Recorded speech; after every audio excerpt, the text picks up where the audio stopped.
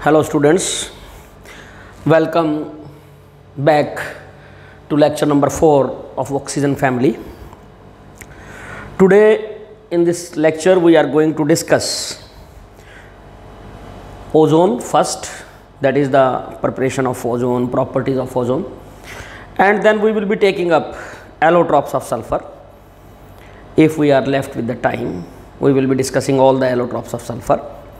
So first thing is ozone. Ozone, as you know, it is an allotrope of oxygen. It is an allotrope of oxygen, and it is formed in the upper atmosphere, that is stratosphere of Earth's atmosphere, approximately you can say at a height of 20 kilometers. So in stratosphere what happens is, जो aerial oxygen होती है, that take up the ultraviolet radiations from the sun and it dissociate to give atomic oxygen. This atomic oxygen then combine with another molecule of oxygen to give you ozone. How this ozone is formed is this reaction. First it will be atomizing by taking up the ultraviolet radiations, and then ozone will be formed, and a layer of ozone is formed in the upper atmosphere which protect us from ultraviolet radiation, harmful effect of ultraviolet radiation of Earth.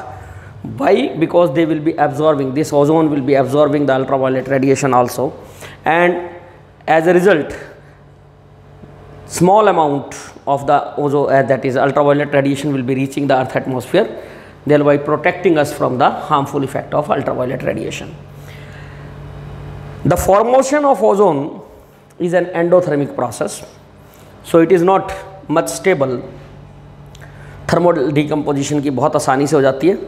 Now let us discuss about the preparation of ozone. How we prepare the ozone? We prepare the ozone by means of passing a silent electric discharge through air, pure and dry air, or by passing silent electric discharge through pure dry oxygen in a device called ozonizer. There are so many types of ozonizers like Siemens ozonizer, Brody's ozonizer, but I will be just drawing Siemens ozonizer. In this is a coaxial tube over here. So this is your coaxial tube like this, and here it is the second part of this tube. Here thin foil of tin is used,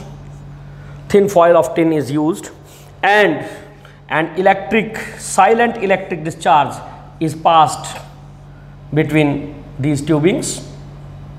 These two are connected together and this one is connected. So between these two we will be passing a silent electric discharge. यहाँ से हम pure and dry oxygen डालेंगे, pure and dry oxygen O2, and from this outlet ozonide oxygen will be coming out. When we will be passing a silent electric discharge, what is meant by a silent electric discharge? Silent electric discharge means that there should be no sparking. And why there should be no sparking? Sparking क्यों नहीं होनी चाहिए? क्योंकि जो ये ozone की formation है, that is a endothermic process. So your ozone is thermodynamically not much stable, so it decomposes by taking up the heat. Room temperature पे ही ज़्यादा स्टेबल नहीं है, ये वेरी स्मॉल स्टेबल है. ये जो ओजोनाइड ऑक्सीजन आएगी, that will contain approximately 10 to 15% ozone, 10 to 50% ozone होगा इसके अंदर। अगर हमें ज़्यादा मात्रा में ओजोन चाहिए तो हम एक बैटरी ऑफ ओजोनाइजर्स को यूज़ कर सकते हैं। Battery means we will be using more than one ozonizer, 2, 3, 4, 5 ozonizers we will be using simultaneously. So in that case you can get pure ozone, and that pure ozone is then collected in a vessel which is surrounded by liquid oxygen.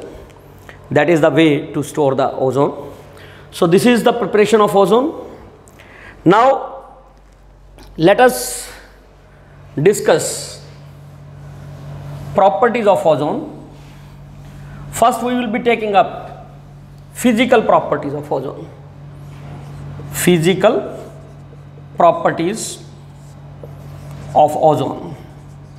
Physical properties of ozone. जो हमारा ozone है ये जब gaseous form में होगा,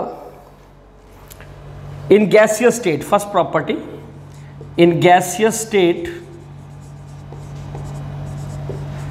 it is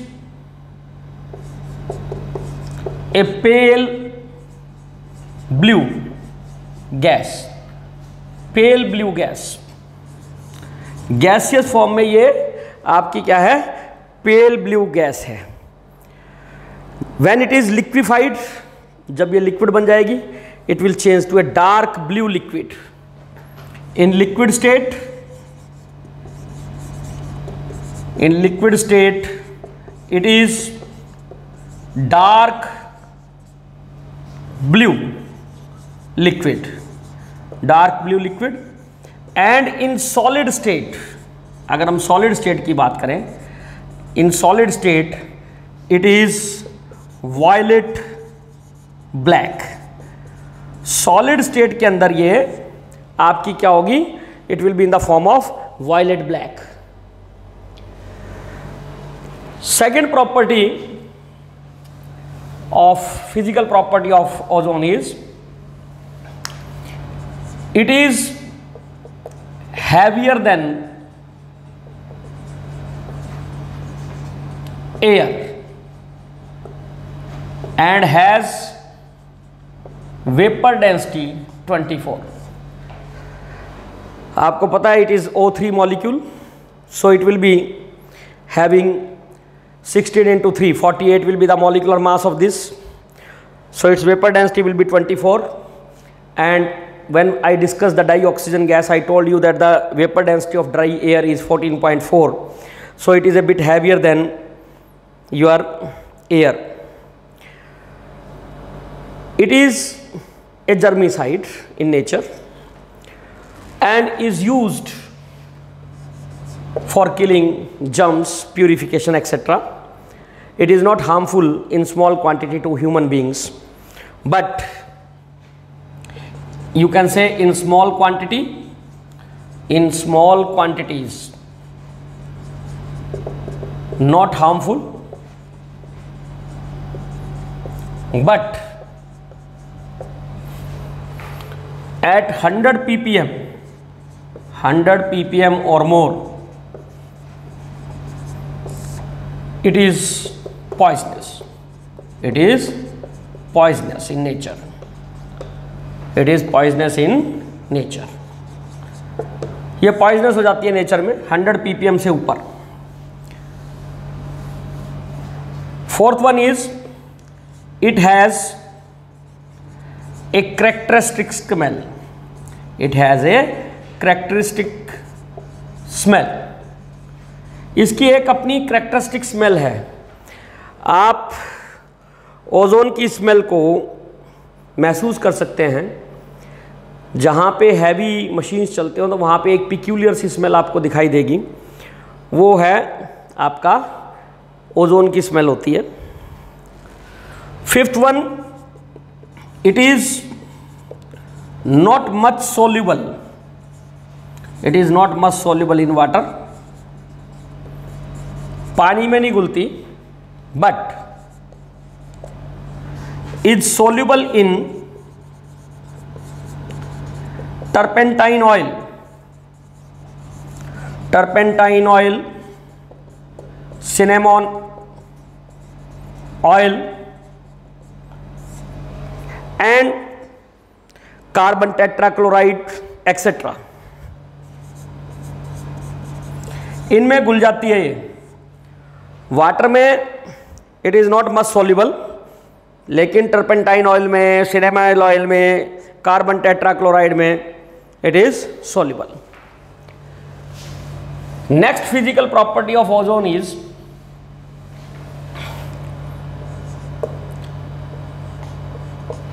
this gas, ozone gas, is diamagnetic. It is diamagnetic in nature. It is diamagnetic in nature. ये diamagnetic है nature में. So this is about the physical properties. Diamagnetic कैसे है? We can have a look on the structure of ozone. Structure of ozone आप इसको यहाँ भी discuss कर सकते हैं, आप चाहें तो इसको पहले भी डिस्कस कर सकते हैं, before the physical properties of ozone. तो जो हमारी ओजोन है it is try atomic in nature, ये हमारी ट्राई एटॉमिक गैस है। जैसा कि अभी हमने फार्मूला लिखा था O3, so it is try atomic gas and actually it is A resonance hybrid of following structures.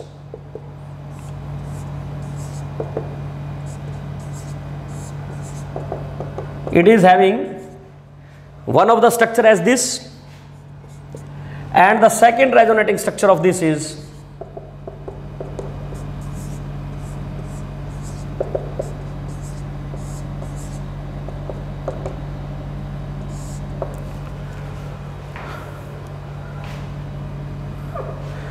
so second resonating structure is this.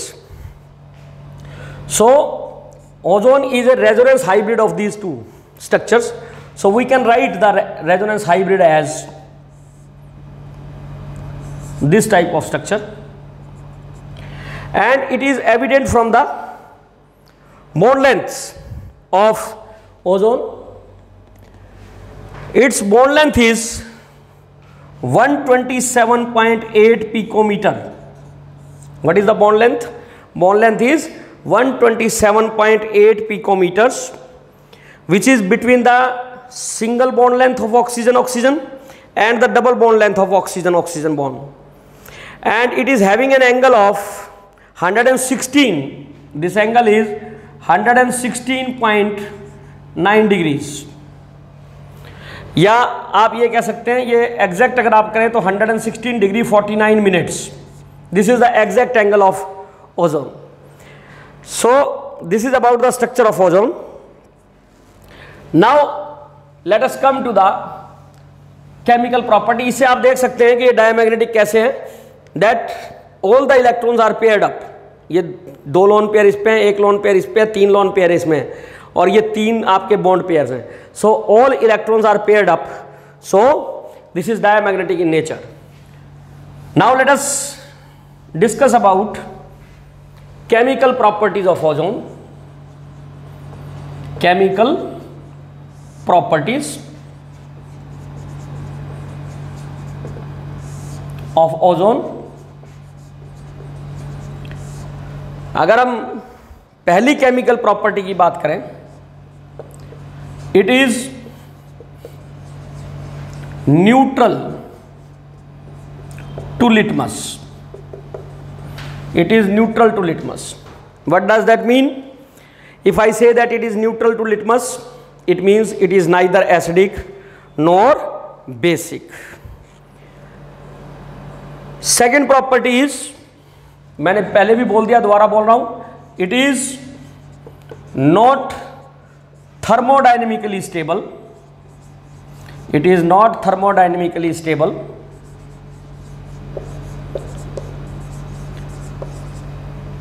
because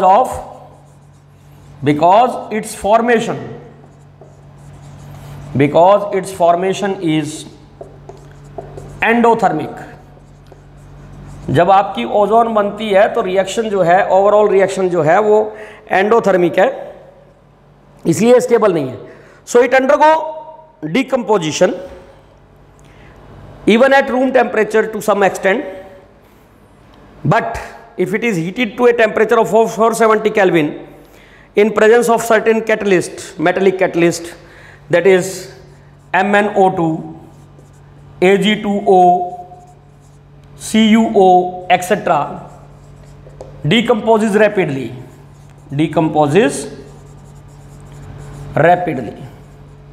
तो बहुत तेजी से टूटती है 470 केल्विन पे। अगर इन कैटलिस्ट की प्रेजेंस में, इनमें से कोई भी एक कैटलिस्ट प्रेजेंट हो, तो आपकी जो ओजोन है that will undergo decomposition at a very high speed और very rapidly, you can say. We can write down the decomposition reaction of this. Decompose करेगा तो क्या होगा, it will be 2O3 gas, 470 kelvin, MnO2 की presence में it will give you 3O2 gas. ये टूटेगा तो दो स्टेप में टूटता है, पहले O3 टूटेगा O2 प्लस O में, देन योर दो atomic oxygen will combine to give you dioxygen. ऐसे भी लिख सकते हैं हम इसको, या हम इसको ऐसे भी लिख सकते हैं O3 plus nascent oxygen it will give you 2O2। तो कैसे भी लिख सकते हो आप, दो रिएक्शन बता दी मैंने इसको, और आइदर बाय दिस स्टेप और बाय दिस स्टेप, जो भी आपको उचित लगे, but generally we write this step that is O3 plus nascent oxygen to give you 2O2।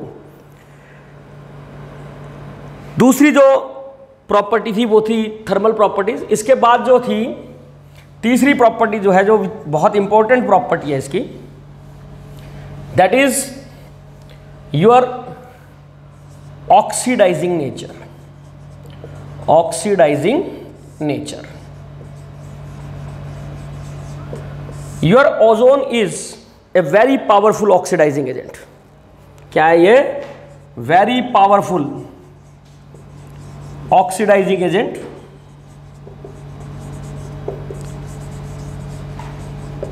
You can say second only to fluorine। Fluorine के बाद सबसे powerful oxidizing agent है ओजोन। और why it is oxidizing in nature? The reason for that is it decomposes to give you nascent oxygen। आपकी ये reaction होती है ozone में, ozone decompose to give you di oxygen plus oxygen, and due to production of this nascent oxygen it is a very powerful oxidizing agent. तो जब ये oxidising agent का काम करेगा तो एक चीज ध्यान रखना, your oxygen will always be A product. आपकी ऑक्सीजन जो होगी वो हमेशा एक प्रोडक्ट की तौर पे बनेगी ही बनेगी। It can oxidize metals, non-metals, metalloids, and even some compounds. So it is a very good oxidizing agent. So we will be discussing its oxidizing nature one by one. The first property under the heading oxidizing nature में, that is first property that we will be doing is, that is oxidation of metals। oxidation of metals। Your ozone can oxidize even some less reactive metals like your silver or mercury। For example, it can oxidize silver to silver oxide, 2Ag plus nascent oxygen, it will give you Ag2O। अगर ये room temperature पे है तो यही है। अगर ये आपकी मेल्टेड सिल्वर के साथ रिएक्ट कराएं हम, तो ये आपका सिल्वर ऑक्साइड भी जो है वो बनेगा, वो भी टूट जाएगा आपका सिल्वर में और ऑक्सीजन में। तो इसकी नेट रिएक्शन हो जाएगी 2Ag plus O3 to give you Ag2O plus O2। ये रिएक्शन आपकी ऑर्डिनरी टेम्परेचर पे है। अगर आप हीटेड सिल्वर की रिएक्शन करवाएंगे तो ये सिल्वर ऑक्साइड भी डिकम्पोज हो जाएगा सिल्वर में और डाई ऑक्सीजन में, और इसी वजह से ओजोन के एटमॉस्फेयर में ये आपकी सिल्वर ब्लैकेड हो जाती है due to deposition of fine silver particles over the silver metal. The second reaction in this is it can oxidize mercury. It can oxidize mercury to mercuric oxide. Your Hg liquid plus nascent oxygen, it will give you HgO. So this is the reaction. Overall reaction if we write, then Hg liquid plus O3 gas, it will give you HgO plus O2. जोड़ देंगे अगर आप इन दोनों reactions को, ऊपर वाली reaction हमेशा common रहनी है। ये जो सिल्वर ऑक्साइड बना, this silver oxide is soluble in your mercury liquid. ये मर्क्यूरी लिक्विड में घुल जाता है silver oxide, and as a result of that what happens is the meniscus of the mercury is lost. Meniscus जो होता है mercury का वो लॉस्ट हो जाएगा। आपको पता है कि जो आपका मर्क्यूरी है दैट फॉर्म है मिनिस्कस लाइक दिस। ये जो मिनिस्कस होगा, जब ये रिएक्शन होगी ओजोन में, तो this meniscus will get flattened due to formation of silver oxide, and this silver oxide is soluble in your liquid mercury. As a result of that, your meniscus is lost, and this property is called tailing of mercury. It is called tailing of mercury. इसको हम कहते हैं tailing of mercury. So you can use this reaction as a test for ozone. So after this oxidation of non metals, इसमें बस आपने ये ध्यान रखना है, मैं आपको बता रहा हूँ, पहले भी मैंने ये चीज़ बताई है। जनरली जो पावरफुल ऑक्सीडाइजिंग एजेंट होते हैं, and ozone is one of them, what they do is they oxidises non metal and metalloid, oxidises non metals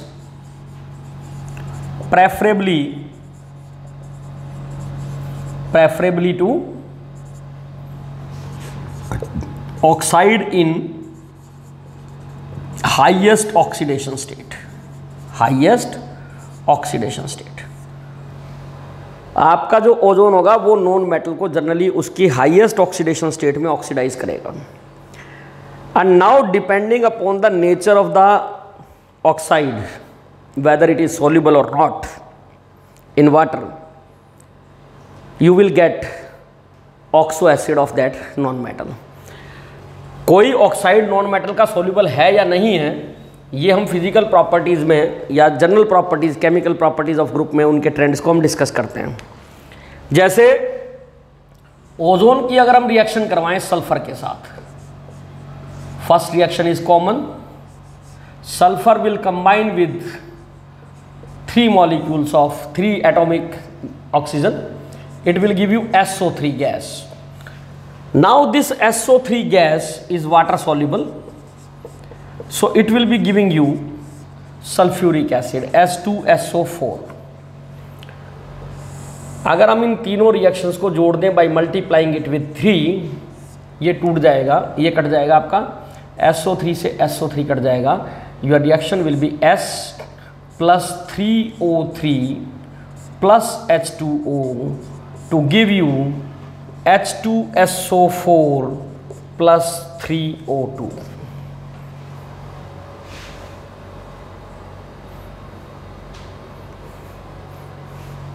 ठीक है, अब मैंने इसको 3 स्टेप्स में लिखा है, क्योंकि मैंने आपको ये बताया कि कोई भी पावरफुल ऑक्सीडाइजिंग एजेंट सबसे पहले नॉन मेटल को उसके हाईएस्ट ऑक्सीडेशन स्टेट की ऑक्साइड में कन्वर्ट करता है।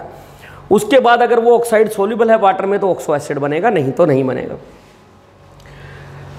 अब आपकी बुक्स में क्या लिखा हुआ है, आपकी बुक्स में ये रिएक्शन लिखी हुई है, उसके बाद सीधा ये लिखा हुआ है plus H2O to give you H2SO4। और फिर इस रिएक्शन को और इस रिएक्शन को इसको 3 से मल्टीप्लाई करके जोड़ा हुआ है मैंने। To make the reaction simplify I have divided into 3 steps actually what is happening in the reaction. So this is the oxidation of sulphur. So first non metal which is oxidize, second one is oxidation of phosphorus. अगर हम phosphorus की बात करें, पहली reaction वही है, same है, O3 to give you O2 plus nascent oxygen, then your phosphorus 2 phosphorus plus O। मैं इनको इनकी एग्जिस्टिंग फॉर्म में नहीं लिख सकता, नहीं लिख रहा है एक्चुअली, यहाँ पे ऐसे लिखते तो फिर थोड़ा लंबी हो जाती रिएक्शन, तो मैं इसको इसी तरीके से लिख रहा हूँ, इसको P4 लिखने के बजाय 2P लिख रहा हूँ। It will B P2O5 phosphorus pentoxide. Now this phosphorus pentaoxide will dissolve in water to give you H3PO4, 2H3PO4, so 3 water। अब आप क्या करें, इसको 5 से गुना करें रिएक्शन को और जोड़ दें इस रिएक्शन को, तो आपका ये कट जाएगा, P2O5 से P2O5 कट जाएगा। Your net reaction will become, the overall reaction or the net reaction will become 2P plus 5O3 plus 3H2O to give you 2H3PO4 plus 5O2. This is what you will get overall जब आप इनको जोड़ेंगे तो। So this is your oxidation of phosphorus। बिल्कुल इसी तरीके से non metals की, बाकी नॉन मेटल्स की ऑक्सीडेशन होती है, तो आपने ध्यान रखना है इस चीज़ को। मैं ज़्यादा रिएक्शंस नहीं टेकअप कर रहा to save the time. So non metals के लिए यही है। Third under this heading is oxidation of metalloids. Oxidation of metalloids. Oxidation of metalloid में भी वही होता है जो आपके नॉन मेटल्स में होता है, particularly if they have some non metallic character। मैं 2 डिस्कस कर रहा हूं, that is oxidation of arsenic and antimony. The first reaction will be O3 to give you O2 plus nascent oxygen, 2AS plus 5 nascent oxygen, it will give you AS2O5, AS2O5 plus water, it will give you H3ASO4। 3 water molecule लगेंगे, 5 से गुना कीजिए आप पहली reaction को और जोड़ दीजिए, ये कट जाएगा आपका। The overall reaction will B 2AS plus 5O3 plus 3H2O, it will give you 2H3ASO4 plus 5O2. So this is the reaction with arsenic. You will get arsenic acid in this case. Similarly, when you will allow it to react with antimony Sb, तो AS की जगह पे आप सिर्फ Sb लिख लीजिए, बाकी reaction same है। यहाँ पे H3SbO4 बन जाएगा, एंटीमोनिक एसिड बन जाएगा। सो this is the oxidation of metalloids.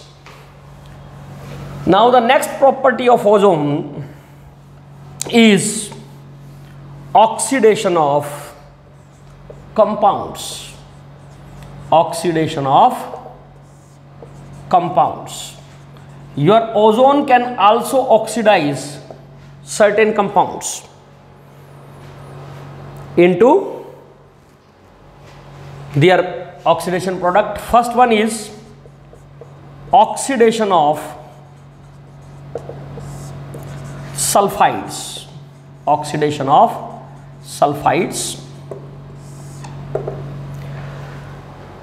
Your sulfides like lead sulfide, zinc sulfide, cadmium sulfide, copper sulfide etc. are oxidized to sulphates. ये सब के सब आपके सल्फेट्स में ऑक्सीडाइज हो जाते हैं। जैसे लेड सल्फाइड है, उसकी अगर हम ऑक्सीडेशन देखें तो O3 will decompose to give you O2 plus nascent oxygen, PbS plus 4 nascent oxygen, it will give you PbSO4। ऊपर वाली रिएक्शन को 4 से गुना करके जोड़ दीजिए आप, you will get PbS plus 4O3 to give you PbSO4 plus 4O2। ये जो रिएक्शन है लेड सल्फाइड की ऑक्सीडेशन, इस रिएक्शन को हम यूज करते हैं कहाँ पे? हम इसको यूज करते हैं for restoring the colour of lead paintings. कुछ लेड पेंटिंग्स होती हैं, उनमें क्या होता है, टाइम बीतने के साथ साथ लेड के ऊपर लेड सल्फाइड की कोटिंग हो जाती है due to interaction with the atmospheric H2S, तो काली पड़ जाती है वो पेंटिंग्स। उन पेंटिंग्स के कलर को रिस्टोर करने के लिए हम यही रिएक्शन यूज करते हैं। I am not writing the other reactions, बिल्कुल इसी तरीके से बाकी सबके साथ सल्फाइड के साथ भी रिएक्शंस होंगी ये।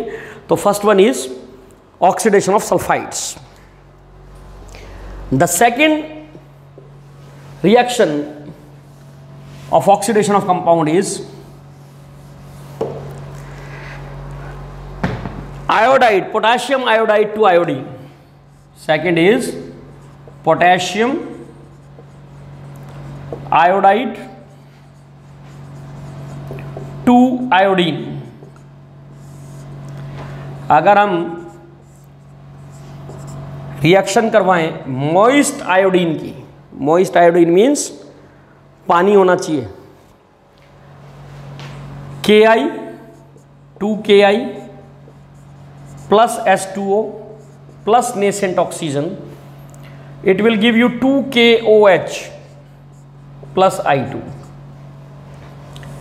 इन दोनों रिएक्शंस को जोड़ दीजिए आप, net reaction will become 2Ki plus H2O plus ozone, it will give you 2KOH plus I2 plus O2. This is moist potassium iodide to iodine. The next is hydrohalic acids. Hydrohalic acids to halogens. Hydrohalic acid के अंदर मतलब आपका HCl, HBr, HI, इनकी बात कर रहा हूं मैं, that is HX. I will be writing the general reaction with HX, where X will be your halogen. O3 to give you O2 plus nascent oxygen, 2HX to give you H2O plus X2. Net reaction लेने के लिए इन दोनों reactions को जोड़ दीजिए आप, you will be getting 2HX plus O3 to give you H2O plus O2 plus X2. This will be the overall reaction.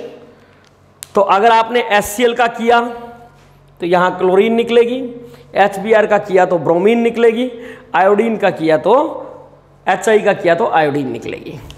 So this is oxidation of hydrohalic acid. Now you have to remember that I have discussed the reaction with moist iodine, but if you use dry iodine instead of moist iodine, then you will be getting a totally different compound, that is I4O9 will be formed in that case. So remember that, you will get it in the notes. Next is ferrous salt, your ferrous salt to ferric salts, ferrous salts to ferric salts. जो ozone होती है वो acidic medium में ferrous salt को ferric salt में convert कर देती है। जैसे O3 it will give you O2 plus nascent oxygen, FeSO4 2FeSO4 plus H2SO4 plus nascent oxygen it will give you Fe2SO4 whole thrice plus H2O। जोड़ दीजिए दोनों रिएक्शन को, you will get the overall reaction 2FeSO4 plus H2SO4 plus O3 you will get Fe2SO4 whole thrice plus O2 plus H2O। so ferrous salt से ferric salt बन गया ये। Next is potassium ferrocyanide to ferricyanide, potassium ferrocyanide to ferricyanide. आपको पता ही है potassium ferrocyanide क्या होता है। Potassium ferrocyanide is K4FeCN6, this is your potassium ferrocyanide, and potassium ferricyanide is K3FeCN6। तो ये कर सकते हैं, रिएक्शन बिल्कुल वैसे ही होगी जैसे ऊपर हुई है, बस अब वाटर की प्रेजेंस में होगी ये। O3 to give you O2 plus nascent oxygen, K4FeCN6 plus H2O plus nascent oxygen to give you K3FeCN6 plus KOH, साथ में बनेगा आपका KOH। इस रिएक्शन को आपको बैलेंस करना पड़ेगा। So the balanced chemical equation for this is you put 2 2 और 2 ऑक्सीजन देख लीजिए आप, 2 ऑक्सीजन हो गई, 2 H हो गए, ये हो गया पूरा। जोड़ दीजिए दोनों रिएक्शंस को, you will be getting the overall reaction. So 2K4FeCN6 plus O3 plus H2O, it will give you 2K3FeCN6 plus 2KOH plus O2. This will be the overall reaction. We are in fact running short of the time. I think we are already approaching 40 minutes slot. 40 minutes के बाद जो है lecture cut हो जाता है, तो I am stopping over here. जो इसकी बाकी प्रॉपर्टीज़ हैं और एलोट्रॉप्स ऑफ सल्फर हैं, that we will be taking in the next lecture. We are left with no other option. So thank you very much.